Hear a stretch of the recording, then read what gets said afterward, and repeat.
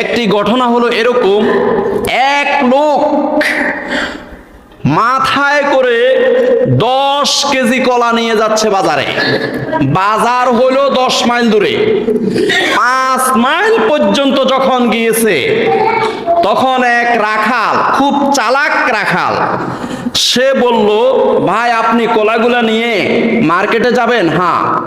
Market তো আরো 5 mile দূরে, কিন্তু এত ওজন কলা, এগুলা নিয়ে যাইতে তো আপনার অনেক কষ্ট হবে, এগুলার চামড়া খসাই ফেলেন। কেন? তখন চালাক রাখাল বলল, মানুষ তো কলা চামড়া খসাই খাবে, চামড়া ফেলেই তো কলা খাবে, আপনি কলাগুলা খসাই ফেলেন। আসলে রাখাল খুব চালাক ছিল। কারণ কি, রাখালের অনেকগুলো ছাগল আছে, কলার চামড়াগুলা খসাইলে ওই ছাগলে কলার চামড়াগুলা খাবে, তাদের পেট পুড়ে যাবে।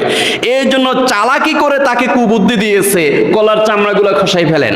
এখন সহজ সরল কলা বিক্রেতা, সে কি করলো, কলার চামড়া খসাই ফেলছে, আর ছাগলে খায় একদম ফ্যাট ভরে ফেলছে। এবার কলার ওজন কমে গেছে, কলা নিয়ে 5 মাইল দূরে মার্কেটে গেছে।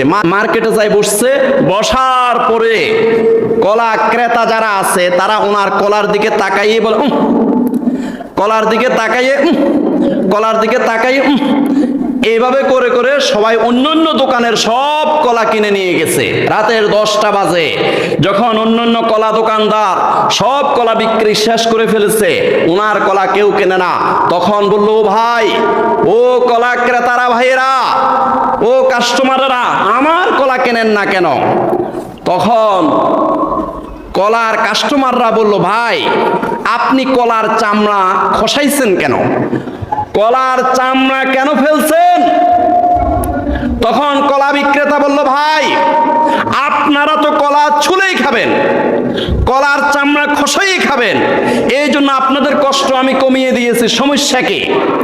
তখন কাস্টমাররা বলল, ভাই আপনি কলার চামড়া খসানোর কারণে এই কলার মধ্যে ধুলো বালি ধোঁয়া লেগেছে, এই কলার উপরে মশা মাছি বসে ডিম পেড়েছে, এই কলার মধ্যে ব্যাকটেরিয়া ভাইরাস সৃষ্টি হয়েছে, অতএব আপনার কলা কিনলে আমাদের পেটে অসুখ হবে, আপনার কলা খাইলে আমাদের ডায়রিয়া হবে।